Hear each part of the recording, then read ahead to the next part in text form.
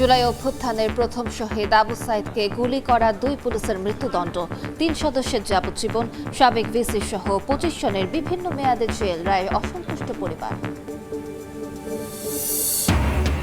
জালিয়াতির অভিযোগ তুলে শেরপুরে জামাত প্রার্থীর নির্বাচন বর্জন, জয়ের আশা বিএনপির। বগুড়া 6 ও শেরপুর 3 আসনে ভোট গ্রহণ শেষে চলছে গণনা। হামা উপসর্গ নিয়ে 24 ঘন্টায় আরও 7 শিশুর মৃত্যু, হাসপাতালে ভর্তি 1800, উৎকণ্ঠায় অভিভাবক। এলাকা ভিত্তিক আইসোলেশনের পরামর্শ, স্বাস্থ্যবিধি মেনে চলার তাগিদ। জ্বালানি তেলের সংকট বাড়ছেই, ফিলিং স্টেশনগুলোতে যানবাহনের দীর্ঘ সারিতে নষ্ট হচ্ছে কর্মঘণ্টা। সিন্ডিকেটকে দুষলেন গ্রাহক, প্রশাসনের নজরদারির বাড়ানোর দাবি।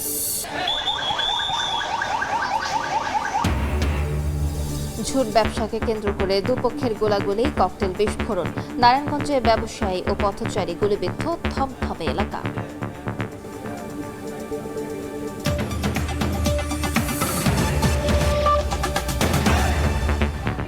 বাংলা সময়ের সঙ্গে আছি আমি আলিশা ইসলাম। জুলাই গণ অভ্যুত্থানের প্রথম শহীদ আবু সাইদকে সরাসরি গুলি করা 2 পুলিশকে মৃত্যুদণ্ড দিয়েছেন আন্তর্জাতিক অপরাধ ট্রাইব্যুনাল। যাবজ্জীবন কারাদণ্ড আরও 3 পুলিশ সদস্যের। এছাড়া বেগম রোকেয়া বিশ্ববিদ্যালয়ের সাবেক ভিসি সহ 5 জনকে 10 বছর করে এবং বাকি 20 আসামির বিভিন্ন মেয়াদে সাজা ঘোষণা করা হয়েছে। রায়ের বিরুদ্ধে আপিলের ঘোষণা আসামির পক্ষের। জুলাই গণঅভ্যুত্থানের প্রথম শহীদ আবু সাইদ কোটা সংস্কার বিরোধী আন্দোলন চলাকালে রংপুর বেগম রোকেয়া বিশ্ববিদ্যালয়ের মূল ফটকে পুলিশের বন্দুকের সামনে 2 হাত প্রসারিত করে দাঁড়িয়েছিলেন তিনি। খুব কাছ থেকে আবু সাইদকে পুলিশ গুলি করলে মাটিতে লুটিয়ে পড়েন তিনি। তার মৃত্যুতে সারা দেশে আন্দোলন দাবানলের মতো ছড়িয়ে পড়ে।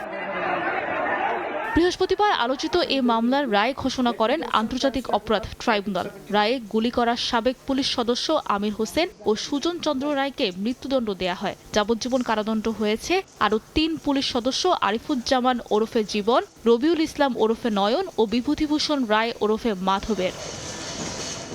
10 বছরের কারাদণ্ড হয়েছে বেগম রোকেয়া বিশ্ববিদ্যালয়ের সাবেক ভিসি হাসিবুর রশিদ, রংপুরের সাবেক পুলিশ কমিশনার মনিরুজ্জামান, নিষিদ্ধ সংগঠন ছাত্রলীগ নেতা পোমেল বড়ুয়া সহ 5 জনের। এর বাইরে বেরোবির সাবেক প্রক্টর শরীফুল ইসলাম সহ 20 জনকে 5 বছর থেকে বিভিন্ন মেয়াদে কারাদণ্ড দেওয়া হয়েছে। রায়ে আদালত বলেন, আবু সাইদ যখন 2 হাত প্রসারিত করে দাঁড়িয়েছিলেন তিনি ভেবেছিলেন তার সামনে মানুষ আছে, কিন্তু তিনি বুঝতে পারেননি তার সামনে অমানুষরা দাঁড়িয়েছিলেন। সর্বমোট আসামি করা হয়েছিল 30 জনকে। এই 30 জন আসামির মধ্যে 30 জনকেই আজকে দণ্ডিত করা হয়েছে। সমস্ত অপরাধগুলো প্রমাণিত হয়েছে বলে ট্রাইব্যুনাল প্রকাশ্যে আদালতে রায় ঘোষণায় উল্লেখ করেছেন। পূর্ণাঙ্গ জাজমেন্ট পাওয়ার পরে সেটা পর্যালোচনা করে যদি আমাদের কাছে মনে হয় যেসব চার্জ থেকে তাদেরকে অব্যাহতি দেওয়া হয়েছে সেইগুলোর বিরুদ্ধে আমরা আপিল করার সুযোগ থাকলে পূর্ণাঙ্গ রায়ের কপি পাওয়া সাপেক্ষে আমরা সেটা সিদ্ধান্ত নেব। আজকে আমরা যে বিচার পেয়েছি মোটামুটি আলহামদুলিল্লাহ, কিন্তু পুলিশের যারা রংপুরে ঊর্ধ্বতম কর্মকর্তা তাদের সাজা কম হয়েছে এটা আমাদের মনে হয়। এবং ছাত্রলীগ সভাপতি যে পোমেল বড়ুয়া ছিল কিন্তু তার ফাঁসি হওয়ার দরকার ছিল। রায়ের বিরুদ্ধে আপিল করার ঘোষণা দিয়েছেন আসামি পক্ষের আইনজীবীরা। আমরা এই রায়ে প্রত্যাশার নিরিখে অবশ্যই সংক্ষুব্ধ এবং আমরা আইনে নির্ধারিত সময়ের মধ্যে আপিল করে মহামান্য আপিল বিভাগ হইতে আমরা প্রত্যাশা করছি খালাস পাইব। শহীদ আবু সাইদের মামলার রায়ের মধ্য দিয়ে চতুর্থ কোনো মামলার চূড়ান্ত নিষ্পত্তি করলেন জুলাই আগস্টের হত্যাযজ্ঞের বিচারে পুনর্গঠিত আন্তর্জাতিক অপরাধ ট্রাইব্যুনাল। সাবিনা মজুমদার, সময় সংবাদ, ঢাকা। আবু সাইদ হত্যা মামলার রায়ে অসন্তোষ প্রকাশ করেছেন তার বাবা-মা এবং সহযোদ্ধারা। তাদের মতে এই রায়ে ন্যায় বিচার প্রতিফলিত হয়নি। ন্যায় বিচার নিশ্চিতে মামলাটি পুনরায় আপিলের পাশাপাশি পলাতক আসামিদের দ্রুত গ্রেফতারের দাবি জানানো হয়।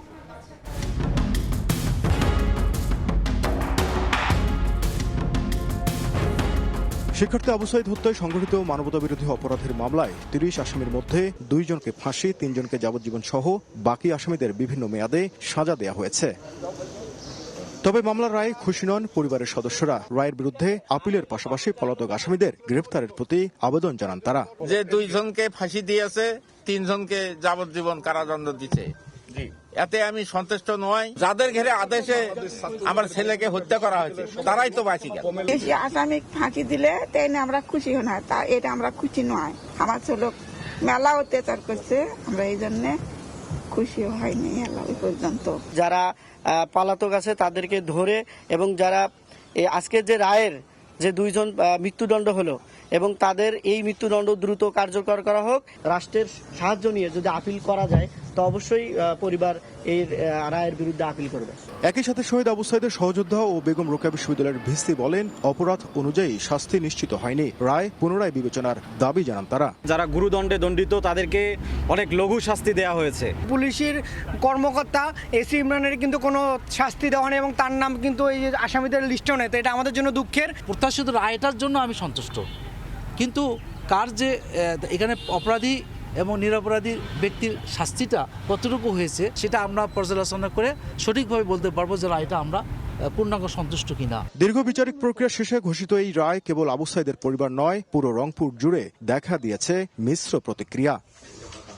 নাজমুল ইসলাম নিশাত, সময় সংবাদ, রংপুর। পাল্টাপাল্টি অভিযোগের মধ্য দিয়ে শেষ হলো ত্রয়োদশ জাতীয় সংসদ নির্বাচনের বগুড়া 6 আসনের উপনির্বাচন এবং শেরপুর 3 আসনের নির্বাচনের ভোট গ্রহণ।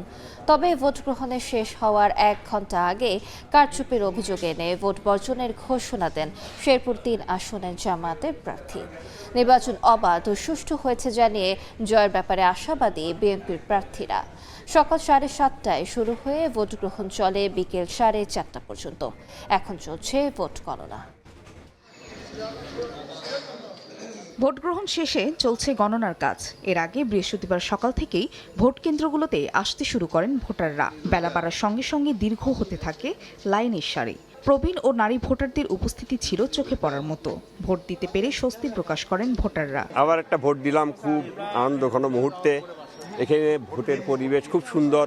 আমার জীবনের সর্বপ্রথম ভোট, আমি খুবই আনন্দিত, খুব ভালো লাগতেছে, মানে শান্তিভাবে ভোট দিয়ে যাইছি। শেরপুর 3 আসনের কেন্দ্রগুলোতে উৎসবমুখর পরিবেশ বিরাজ করে, বিশেষ করে নারী ভোটারদের উপস্থিতি চোখে পড়ার মতো।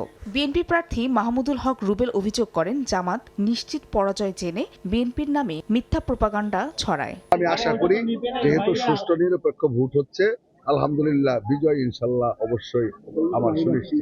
জাল ভোট প্রকাশ্যে সিল মারা, দাঁড়িপাল্লার এজেন্টদেরকে জোরপূর্বক কেন্দ্র থেকে বের করে দেওয়া সহ নানা অভিযোগে নির্বাচন বর্জনের ঘোষণা দেন জামাতের প্রার্থী মাসুদুর রহমান। সূক্ষ্মভাবে যদি এই ভোটটা গণনা পর্যন্ত থাকে তাহলে আলহামদুলিল্লাহ আমি আল্লাহর উপরে বিশ্বাস রেখে বলতে পারি আমি প্রতিদ্বন্দ্বী প্রার্থীর চেয়ে কমপক্ষে 50,000 ভোট বেশি পাবো। অন্যদিকে বগুড়া 6 আসনে উপনির্বাচনে ভোট প্রদান শেষে বিএনপি মনোনীত প্রার্থী রেজাউল করিম বাদশাহ জয়ের ব্যাপারে আশাবাদ ব্যক্ত করেন। আর ভোটদান শেষে তাৎক্ষণিক প্রতিক্রিয়ায় জামাতের প্রার্থী বিভিন্ন জায়গায় মব সৃষ্টির অভিযোগ করেন। ভোট নিয়ে কোনো ধরনের অনিয়ম এবং নির্বাচনে কোনো কারচুপি অথবা ইঞ্জিনিয়ারিং কোনো যদি কেউ চিন্তা করে, এটা আপনাদের মাধ্যমে এটা ভেসে যাবে, ইনশাআল্লাহ নস্যাৎ হবে বলে আমি মনে করি। তবে প্রধান নির্বাচন কমিশনার জানান, শান্তিপূর্ণ পরিবেশে ভোট গ্রহণ হয়েছে।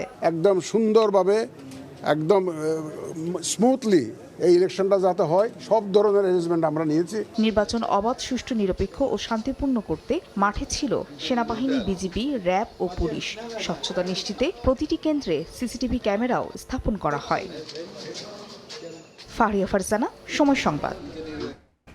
এই মুহূর্তে বগুড়ায় আছেন সহকর্মী সাইফুর রহমান রকি এবং শেরপুরে আছেন ওবায়দুল হক। শুরুতেই যাচ্ছি রকির কাছে।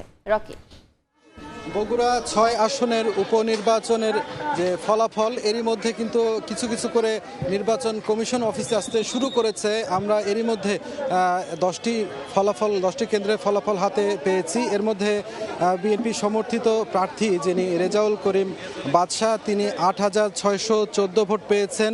তার নিকটতম প্রতিদ্বন্দ্বী আবিদুর রহমান সোহেল পেয়েছেন 3,354 ভোট। এটি 10টি কেন্দ্রের ফলাফল। আপনারা জানেন যে এই আসনে মোট 150টি কেন্দ্র রয়েছে। এই 150টি কেন্দ্রের ফলাফলই কিন্তু এখন গণনা চলছে। একে একে এই ফলাফলগুলোর সকল জিনিসপত্র কিন্তু নিয়ে আসা হচ্ছে জেলা নির্বাচন অফিসে। এখান থেকে আসলে নির্বাচনের যে চূড়ান্ত ফলাফল, বেসরকারি ফলাফল, সেটি কিন্তু এখান থেকে ঘোষণা করা হবে। আপনারা পুরো এলাকা জুড়ে কিন্তু আইন শৃঙ্খলা বাহিনীর সদস্যদের ব্যাপক মোতায়েন রয়েছে।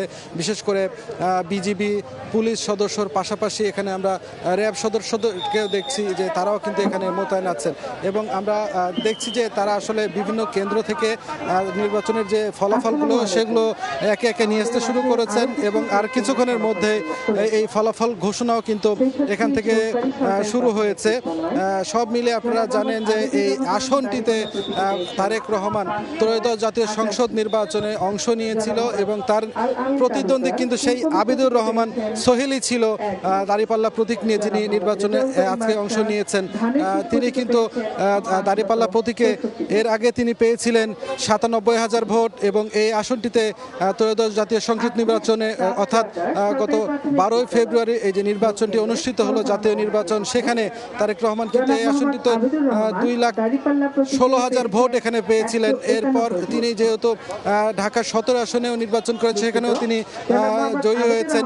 পরবর্তীতে এই আসনটি ছেড়ে দেওয়ার কারণে এই আসনটিতে আবার উপনির্বাচন দেওয়া হয় এবং এই আসনটিতে পরবর্তীতে রেজাউল করিম বাদশাকে মনোনয়ন দেওয়া হয়েছিল এবং তিনি কিন্তু এখন পর্যন্ত 10টি কেন্দ্রের যে ফলাফল পাওয়া গেছে সেই প্রাপ্ত ফলাফলে তিনি এখনও কিন্তু বেশ এগিয়ে আছেন। আমরা এখন পর্যন্ত সেটি দেখতে পাচ্ছি। আপনারা দেখছেন যে নির্বাচনের যে সরঞ্জামগুলো রয়েছে সেই সরঞ্জামগুলো বিভিন্ন যানবাহনে করে নিয়ে আসা হচ্ছে, ব্যালট বাক্স সহ ব্যালট পেপার সহ সব জিনিসপত্র নিয়ে আসা হচ্ছে এবং সেগুলো কিন্তু এখন নির্বাচন অফিসে সেগুলো জমা দেওয়া হচ্ছে। এখান থেকে রিটার্নিং কর্মকর্তা আসলে নির্বাচনের যে চূড়ান্ত ফলাফল সেটি এখান থেকে ঘোষণা করা হবে।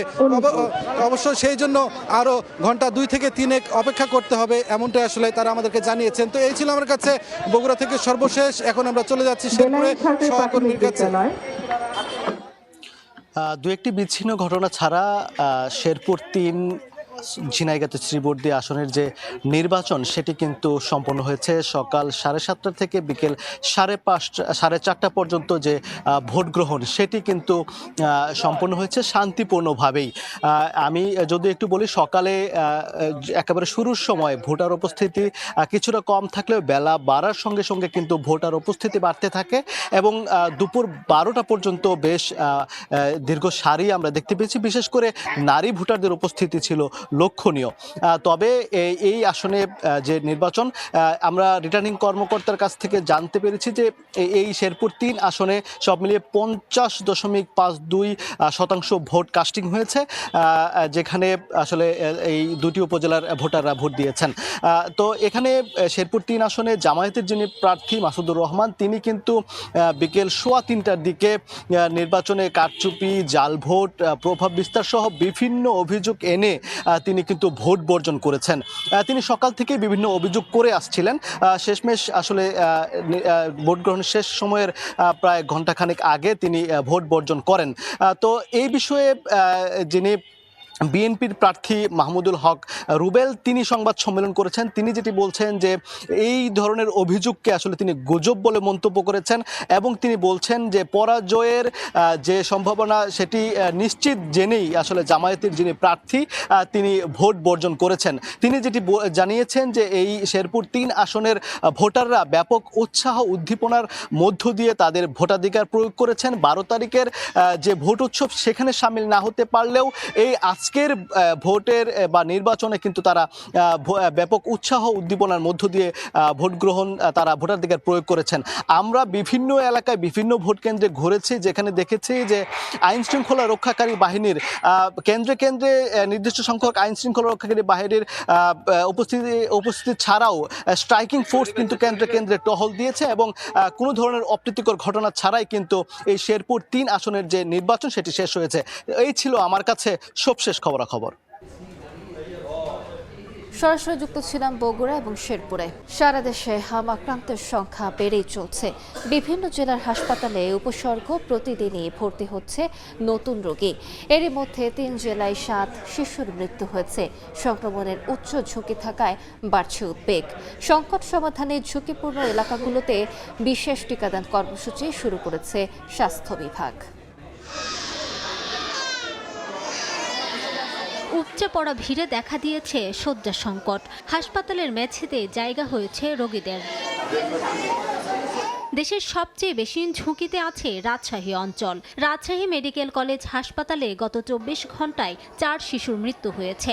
বর্তমানে হাসপাতালটিতে হামের উপসর্গ নিয়ে নতুন করে 27 জন সহ ভর্তি আছেন 132 জন রোগী। গতকাল ভর্তি হয়েছিলেন 23 জন, আর 24 জন চিকিৎসা নিয়ে হাসপাতাল ত্যাগ করেছেন, যা গতকাল ছিল 10 জনে। দক্ষিণাঞ্চলেও হামের প্রকোপে ছড়িয়েছে আতঙ্ক। হাম উপসর্গ নিয়ে গত 24 ঘন্টায় বরিশালের শেরে বাংলা মেডিকেলে 2 শিশুর মৃত্যু হয়েছে। একই সময় নতুন করে ভর্তি হয়েছেন আরও 30 জন, আর বর্তমানে হাসপাতালটিতে ভর্তি রয়েছে 91 জন। গতকাল ভর্তি হয়েছিলেন 26 জন, আর 14 জন হাসপাতাল থেকে বাড়ি ফিরেছেন। গতকাল এই সংখ্যা ছিল 27 জনে। কুষ্টিয়া জেনারেল হাসপাতালের এই রোগীদের বেশিরভাগ হামে আক্রান্ত। খুলনা বিভাগের সবচেয়ে বেশি ঝুঁকিতে থাকা এ জেলার বিভিন্ন হাসপাতালে হামের উপসর্গ নিয়ে নতুন 17 জন ভর্তি সহ হাসপাতালে আছেন 88 জন রোগী।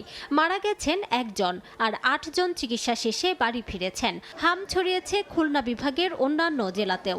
আক্রান্তদের জ্বর, সর্দি, কাশি, নিউমোনিয়া, ডায়রিয়া ও চোখে সংক্রমণও দেখা দিচ্ছে। খায় না, দায় না, ঘুমাই রয়েছে, গা ঠান্ডা হয়ে যায়, জ্বরই পড়ে না। বাইসে চোখই মেলাচ্ছে না, গালে ঘা হয়েছে, গায়ে প্রচন্ড পরিমাণের জ্বালা পোড়া, মারাত্মক অবস্থা খারাপ দেখে লাস্ট মরার মতো নিয়ে গেলে খুলনায় নিয়ে আসলাম। এছাড়া চলতি মাসেই উপজেলা পর্যায়ে হামের নিয়মিত টিকা কর্মসূচি শুরু হবে বলে জানিয়েছে স্বাস্থ্য বিভাগ। রোগী যারা সন্দেহজনক তাদেরকে আইসোলেশনের ব্যবস্থা করা হয়েছে। সেখানে চিকিৎসকদের প্রোটোকল অনুযায়ী তারা চিকিৎসক, নার্স তারা ম্যানেজমেন্ট দিচ্ছেন, এবং এছাড়াও আমাদের সারা বিভাগে ভ্যাকসিন কার্যক্রম চলমান রয়েছে।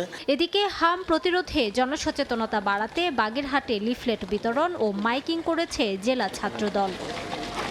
রিমু সিদ্দিক, সময় সংবাদ। সারা দেশে জ্বালানি তেলের সংকট বাড়ছে প্রতিনিয়ত।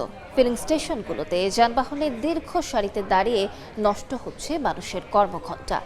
সংকটের কারণ হিসেবে পাল্টাপাল্টি অভিযোগ রয়েছে। পরিস্থিতি বিবেচনায় প্রশাসনিক নজরদারি বৃদ্ধির পাশাপাশি সবাইকে সচেতন ও সাশ্রয়ী হওয়ার পরামর্শ বিশেষজ্ঞদের। বিস্তারিত রিপোর্টে। রোদ বা বৃষ্টি, দীর্ঘ লাইনে দাঁড়িয়ে তেল নেয়ার এ চিত্র নিত্যদিনের। সারা দেশে জ্বালানি তেলের চাহিদা স্বাভাবিকের চেয়ে অনেক বেশি। প্রতিটি ফিলিং স্টেশনেই পেট্রোল ও অকটেনের ঘাটতি রয়েছে। পাম্পে ঘন্টার পর ঘন্টা দাঁড়িয়ে থেকে 300 থেকে 500 টাকার বেশি তেল পাচ্ছেন না মোটরসাইকেল চালকরা। আর হালকা ভারী যানবাহন নিতে পারছে 1 থেকে 1,500 টাকার পরিমাণ পর্যন্ত। তেল না থাকায় দীর্ঘ সময় বন্ধ রাখতে হচ্ছে পাম্পগুলো। এতে চরম ভোগান্তিতে পড়েছেন সংশ্লিষ্টরা। অসাধু ব্যবসায়ীরা তেল মজুত করে রেখে কৃত্রিম সংকট তৈরির চেষ্টা করছে বলে অভিযোগ তাদের। লম্বা সিরিয়ালে বৃষ্টিতে ভিজে আরও এখন ওয়েদারের যে অবস্থা, বিভিন্ন মানুষ বিভিন্নভাবে অসুস্থ হয়ে পড়ছে। প্রায় 1 ঘন্টার মতো দাঁড়িয়ে একটা সিরিয়াল পেয়েছি 500 টাকা। প্রতিদিনের যে ভোগান্তি, এই ভোগান্তি থেকে আমরা চাই যে নিস্তার পাই। দেখো তেল পাচ্ছি না, তেলের জন্য টিপ মিস।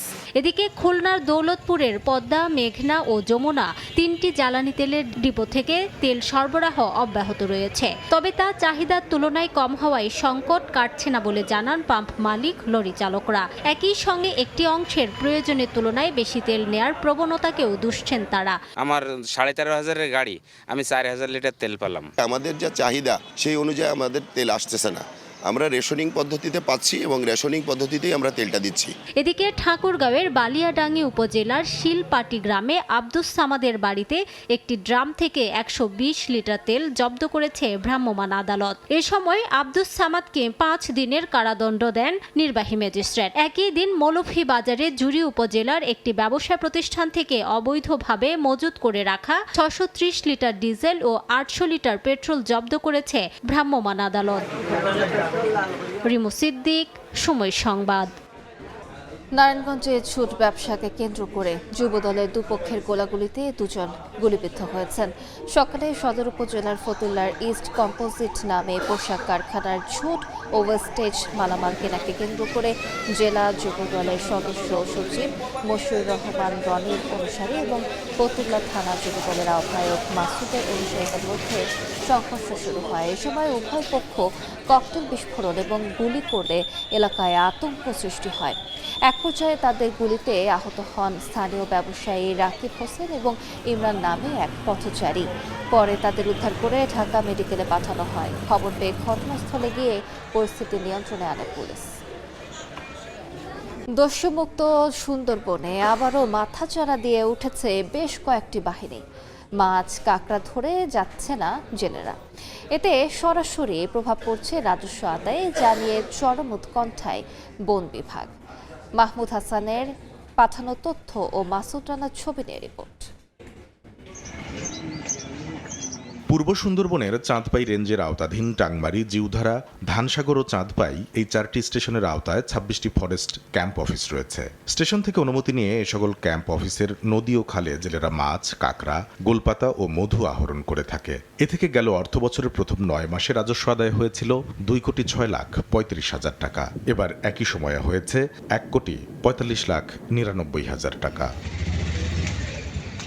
এমন রাজস্ব ঘাটতির কারণ হিসেবে সামনে আসছে করিম শরীফ, নানাভাই, ছোট সুমন, আলিফ, জোনাব, ছোট জাহাঙ্গীর ও আসাবুর সহ 8-10টি দস্যু বাহিনীর দাপট।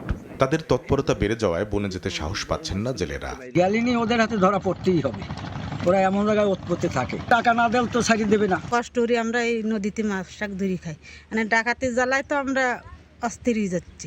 এই অবস্থায় সুন্দরবনকে নিরাপদ করার কথা জানান সংশ্লিষ্টরা। 2024-এর 5ই অগস্ট পরবর্তী প্রেক্ষাপটে এখানে বেশ কিছু দস্যুতা কার্যকর সুন্দরবন সৃষ্টি হয়েছে। সুন্দরবনকে দস্যুমুক্ত করতে না পারলে উপকূলীয় অর্থনীতি ভেঙে পড়ার শঙ্কা স্থানীয় এই কর্মকর্তার। 2/3 লোকজন কিন্তু আপনার মাছ ধরতে যাচ্ছে না। তো এইভাবে যদি চলতে থাকে দুইটা জিনিস হবে, যে জেলেরা কষ্ট পাবে, তার পরিবার না খেয়েও থাকতে পারে, এবং আরেকটা হলো সরকারের রাজস্ব হারাবে। কোস্টগার্ড পশ্চিম জোন সদস্যরা এ পর্যন্ত 80টি আগ্নেয়াস্ত্র, 2,857 রাউন্ড গুলি সহ 61 জন বনদস্যুকে আটক করেছে। সময় সংবাদ, মোংলা, বাগেরহাট। নওগাঁয় সন্তান জন্ম দেওয়ার সময় ভুল চিকিৎসায় রোগীর মৃত্যুর অভিযোগ উঠেছে একটি ক্লিনিকের বিরুদ্ধে। স্বজনদের অভিযোগ, সিজারিয়ান অপারেশনের পর পেটে গজ রেখে সেলাই দেন মেট্রো ক্লিনিকের চিকিৎসকরা। দ্বিতীয়বার অপারেশন করে বের করা হয় গজ। পরে অবস্থার অবনতি হলে নেওয়া হয় বগুড়ার শহীদ জিয়াউর রহমান মেডিকেলে। সেখানে মৃত্যু হয় রাহিয়া মনির। এই ঘটনায় মেট্রো ক্লিনিকটি সিলগালা করে 3 সদস্যের তদন্ত কমিটি গঠন করেছে সিভিল সার্জন। সন্তান জন্ম দেওয়ার 2 দিন পরেই যন্ত্রণায় ছটফট করে মৃত্যু হলো গৃহবধূর। পরিবারের আনন্দ পরিণত হলো বিষাদে। গত 6 এপ্রিল নওগাঁ সদর উপজেলার সুলতানপুরের রাহিয়া মনির প্রসব বেদনা উঠলে নেওয়া হয় সদর হাসপাতালে। স্বজনরা জানান, এক দালাল সেখান থেকে মনিকে নিয়ে যায় পার্শ্ববর্তী বেসরকারি মেট্রো ক্লিনিকে। সিজারিয়ান অপারেশনের মাধ্যমে মেয়ের জন্ম দেন মনি। পরদিন বাসায় নেওয়া হলে মনির পেটে শুরু হয় অসহ্য যন্ত্রণা। সংকটাপন্ন অবস্থায় আবারও নেওয়া হয় সেই ক্লিনিকে। অভিযোগ, দ্বিতীয়বার অস্ত্রোপচার করে পেট থেকে গজ বের করেন মেট্রো ক্লিনিকের চিকিৎসকরা। সেই অপারেশনের পর রোগীর অবস্থার আরও অবনতি হয়। বগুড়ার শহীদ জিয়াউর রহমান মেডিকেলে পাঠানো হলে সেখানে মৃত্যু হয় রাহিয়া মনির। পেট কি জন্য কাটবে? যদি ওদের যদি ভয় না থাকতো যে ভিতরে কিছু হয়তো সারা পড়ছে, আমরা আবার একটু কাটে কুটে দেখি। এতটা ব্যবহার, আপনাকে বের হয়ে যান, ইংলিশে তো কথা সবকিছু।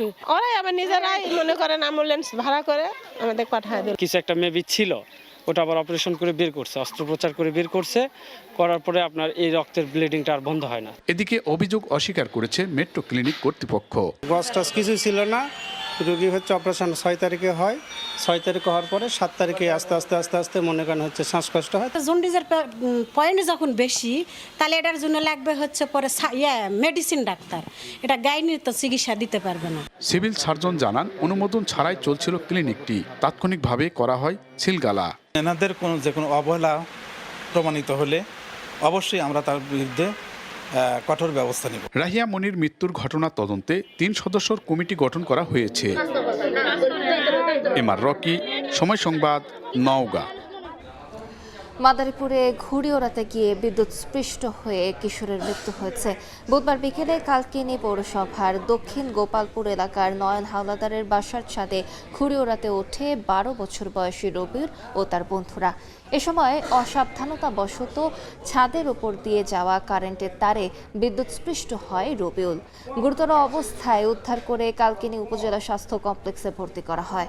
অবস্থার অবনতি হলে রাতে ঢাকার একটি হাসপাতালে আনা হয়। ভোরে চিকিৎসাধীন অবস্থায় মারা যায় রবিউল। ভোলায় চালক নিয়ন্ত্রণ হারালে উল্টে খাদে পড়ে যাত্রীবাহী বাস। সকালে বোরহানউদ্দিনের কেরামতগঞ্জ বাজার সংলগ্ন এলাকায় এ দুর্ঘটনা ঘটে। চরফ্যাশন থেকে ছেড়ে যাওয়া চট্টগ্রামগামী সোহাগ পরিবহনের বাসটি হারিয়ে সড়কের পাশের খাদে উল্টে পড়ে। খবর পেয়ে ঘটনাস্থলে পৌঁছে স্থানীয়দের সহায়তায় উদ্ধার কাজ শুরু করে ফায়ার সার্ভিস। বাস যাত্রীরা গুরুতর আহত না হলেও গুরুতর আহত হয়ে চিকিৎসাধীন চালক। এদিকে বরিশালে ব্যাটারি চালিত অটো রিকশার চাপায় স্কুল ছাত্রী নিহতের ঘটনায় শহরের কলেজ এলাকায় বিক্ষোভ করেছে ছাত্রছাত্রীরা। বিশ্ববিদ্যালয়ের সামনে স্পিড ব্রেকার নির্মাণের দাবি জানান তারা। এদিকে মালয়েশিয়া থেকে অক্টেন ও ফার্নেস অয়েলবাহী দুটি জাহাজ দেশে পৌঁছেছে। বুধবার রাতে 26,000 টন অক্টেন নিয়ে সেন্ট্রাল স্টার ও 25,000 টন ফার্নেস তেল নিয়ে ইস্টার্ন কুইন্স নামের একটি জাহাজ চট্টগ্রাম বন্দরের বহির্নোঙরে ভেড়ে। সকালের জোয়ারে জাহাজ দুটি বহির্নোঙর থেকে পাইলটিং করে পতেঙ্গা ডলফিন জেটিতে আনা হয়। এরপর শুরু হয় খালাস প্রক্রিয়া। যুদ্ধ শুরুর পর থেকে এখন পর্যন্ত 44টি জাহাজ বিভিন্ন ধরনের জ্বালানি তেল নিয়ে বন্দরে এসেছে। কালবৈশাখী ঝড় ও শিলাবৃষ্টির কারণে সাতক্ষীরায় আমের ফলন নিয়ে দেখা দিয়েছে অনিশ্চয়তা। এতে ফলন বিপর্যয়ের পাশাপাশি লোকসানের আশঙ্কা বাগান মালিক ও ব্যবসায়ীদের। চলতি মৌসুমে সাতক্ষীরার আম বাগানগুলোতে আশানুরূপ মুকুল এসেছে, অনেক গাছে গুটিও এসেছে। ভালো ফলনের আশা করছেন বাগান মালিক ও ব্যবসায়ীরা। তবে চলতি মাসের কালবৈশাখী ঝড় ও শিলাবৃষ্টির কারণে ফলন নিয়ে দেখা দিয়েছে অনিশ্চয়তা। সংশ্লিষ্টরা বলছেন, এমন দুর্যোগপূর্ণ আবহাওয়া চলতে থাকলে মুকুল ও গুটি ঝরে পড়বে। এতে ফলন বিপর্যয়ের পাশাপাশি লোকসানের শঙ্কা সৃষ্টি হয়েছে। এজন্য কৃষি বিভাগের পরামর্শ ও সহযোগিতা চেয়েছেন বাগান মালিকরা। ফরিদপুর 4 আসনের সংসদ সদস্য শহীদুল ইসলাম বাবুলকে নিজ এলাকায় গণসংবর্ধনা দেওয়া হয়েছে। দুপুরে নগরকান্দার ময়জউদ্দিন উচ্চ বিদ্যালয়ে শহীদুল ইসলাম বাবুলকে সংবর্ধনা দেওয়া হয়। এ সময় স্কুলের শিক্ষার্থী, শিক্ষক সহ সংসদ সদস্যের সহপাঠী ও স্থানীয় গণ্যমান্য ব্যক্তিরা উপস্থিত ছিলেন। জ্ঞান অর্জনের মাধ্যমে শিক্ষার্থীদের জীবন গড়ে তোলার আহ্বান জানান তিনি। আজকের যারা ছাত্রছাত্রী তাদেরকে বলবো যে তোমরা দয়া করে ভালোবাসাটা শিখবা।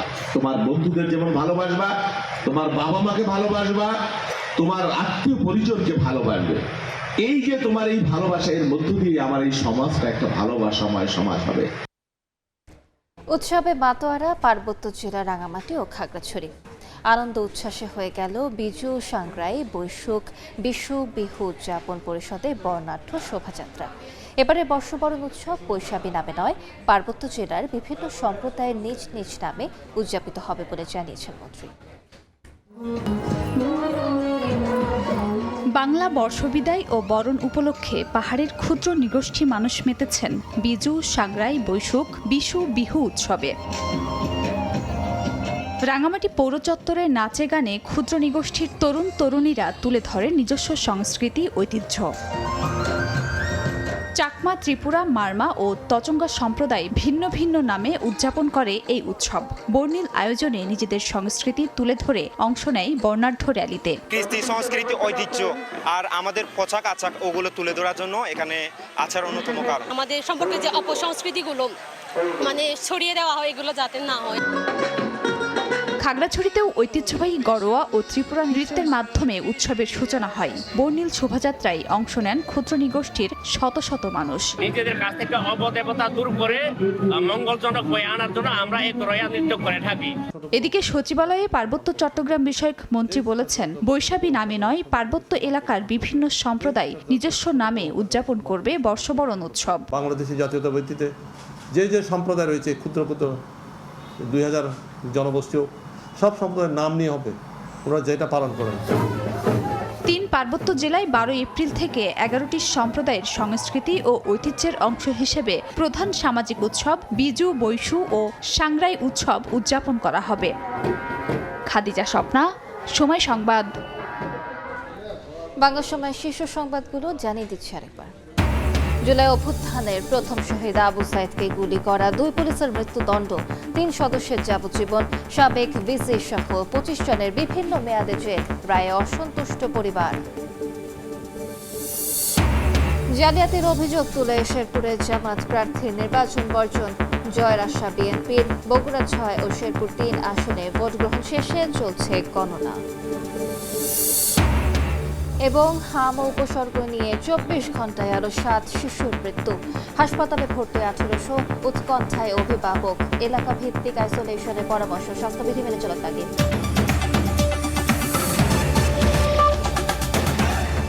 এই ছিল বাংলা সবাই। এরপর সন্ধ্যার সময় নিয়ে আসছি কিছুক্ষণ পর। সঙ্গে থাকুন সবাই।